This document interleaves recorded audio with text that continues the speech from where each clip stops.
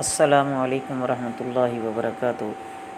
بسم اللہ الرحمن الرحیم۔ عزیز طلبہ، سیرت کے سبق میں آج ہم اسراء اور معراج کے بارے میں پڑھیں گے۔ تو میرے عزیز طلبہ، نبوت کا 5واں سال یہ وہ سال ہے جس میں پیارے نبی صلی اللہ علیہ وسلم کو ایک اعزازی جلوس کے ساتھ نوازا گیا۔ مختصراً معراج کا واقعہ کچھ یوں ہے کہ ایک رات آپ صلی اللہ علیہ وسلم حتیم کعبہ میں لیٹے ہوئے تھے کہ حضرت جبرائیل علیہ السلام آپ کے پاس تشریف لائے اور کہا کہ ہمارے ساتھ چلیے۔ آپ صلی اللہ علیہ وسلم کو براق پر سوار کیا گیا۔ یہ جنت کی ایک سواری تھی، نہایت تیز رفتار تھی کہ جس جگہ اس کی نظر پڑتی وہیں قدم ہوتا۔ آپ صلی اللہ علیہ وسلم سب سے پہلے مسجد اقصیٰ گئے۔ یہاں پر بطور معجزہ تمام انبیاء کو جمع کیا ہوا تھا اللہ رب العزت نے۔ یہاں پہنچ کر پہلے انبیاء اور رسولوں کی صفیں کھڑی ہوئیں، اذان دی گئی، پھر صفیں بنی، لیکن سب کو یہ انتظار تھا کہ امام کون بنے گا۔ تو حضرت جبرائیل علیہ السلام نے آپ صلی اللہ علیہ وسلم کا دست مبارک پکڑ کر مصلی پہ کھڑا کر دیا۔ آپ صلی اللہ علیہ وسلم نے امامت کرائی۔ اس کے بعد مسجد اقصیٰ سے آپ صلی اللہ علیہ وسلم کو آسمانوں پر لے جایا گیا۔ پہلے آسمان پر حضرت آدم علیہ السلام سے ملاقات ہوئی، دوسرے پر حضرت عیسیٰ علیہ السلام اور یحییٰ علیہ السلام سے، تیسرے پر حضرت یوسف علیہ السلام سے ملاقات ہوئی، چوتھے پر حضرت ادریس علیہ السلام سے، اور پانچویں پر ابراہیم علیہ السلام سے ملاقات ہوئی۔ اسی طرح مختلف احادیث ہیں جن میں ساتوں کے ساتوں پر بھی بیان کی گئی ہے۔ بہرحال ہماری کتاب میں اتنا ہی ہے، آپ اسی کو اچھی طرح ذہن نشین کر لیجئے گا۔ اس کے بعد آپ صلی اللہ علیہ وسلم کا سفر شروع ہوا تو سدرۃ المنتہا کی طرف پہنچے۔ راستے میں حوض کوثر پر بھی گزر ہوا۔ جنت میں داخل ہوئے تو وہاں اللہ تعالیٰ کی قدرت کے وہ عجائب و غرائب یعنی عجیب و غریب حالات دیکھے۔ عجائب و غرائب یہ جمع ہے اس کی، عجیب و غریب کی، جو نہ کسی آنکھ نے آج تک دیکھے نہ کسی نے سنے، حتیٰ کہ انسان کا گمان بھی وہاں تک نہیں پہنچ سکتا۔ پھر آپ صلی اللہ علیہ وسلم کے سامنے دوزخ پیش کی گئی۔ اس میں ہر قسم کے عذاب اور شدید آگ بھڑک رہی تھی۔ آپ صلی اللہ علیہ وسلم نے ایک جماعت کو دیکھا کہ مردار جانور کھا رہے ہیں۔ دریافت فرمایا کہ یہ کون ہیں؟ حضرت جبرائیل علیہ السلام نے عرض کیا کہ یہ وہ ہیں جو لوگوں کے گوشت کھاتے تھے۔ کیا مطلب؟ کہ وہ غیبت کرتے تھے۔ پھر دوزخ کا دروازہ بند کر دیا گیا۔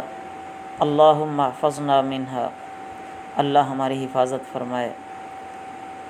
پھر آپ صلی اللہ علیہ وسلم آگے بڑھے اور جبرائیل علیہ السلام وہیں ٹھہر گئے، کیونکہ ان کو اس سے آگے جانے کی اجازت نہیں تھی، حکم نہیں تھا۔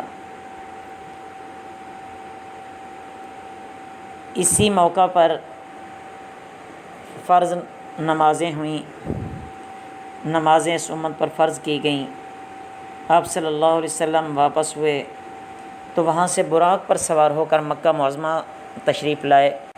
راستے میں مختلف مقامات میں قریش کے 3 تجارتی قافلوں سے ملاقات ہوئی، ان کے قریب سے گزرے۔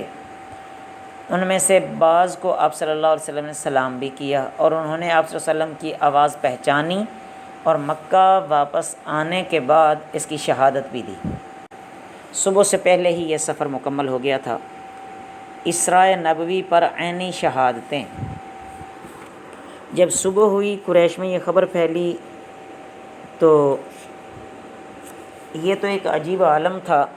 انہوں نے آگے سے کہا کہ اچھا ہمیں یہ بتلاؤ کہ بیت المقدس کی تعمیر اور حیت کیسی ہے، پہاڑ سے کتنے فاصلے پر ہے۔ ایسے سوال کیے جن کا تک بھی نہیں بنتا تھا، جو یہاں جچتے بھی نہ تھے کہ جی مسجد کے دروازے کتنے ہیں، مسجد کے طاق کتنے ہیں۔ تو اللہ رب العزت نے آپ صلی اللہ علیہ وسلم کے لیے بطور معجزہ مسجد اقصیٰ سامنے کر دی، اور آپ صلی اللہ علیہ وسلم شمار کرتے گئے اور بتاتے گئے۔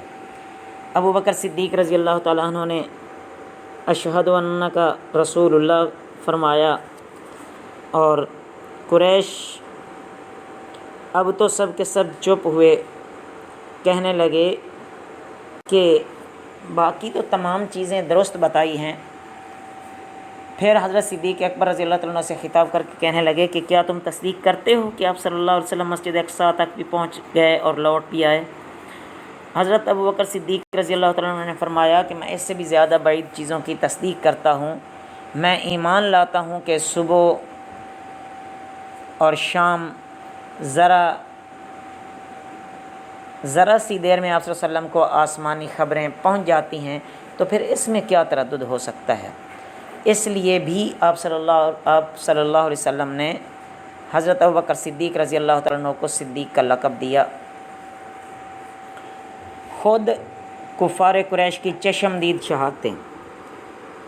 قریش نے امتحان کے طور پر آپ صلی اللہ علیہ وسلم سے پوچھا کہ اچھا بتاؤ کہ قافلہ جو ملک شام کی طرف گیا ہے وہ کہاں ہے؟ آپ صلی اللہ علیہ وسلم نے فرمایا کہ فلاں قبیلہ کے ایک تجارتی قافلے پر مقام روحہ میں میرا گزر ہوا، ان کا اونٹ گم ہو گیا تھا، وہ سب اس کی تلاش میں لگے ہوئے تھے۔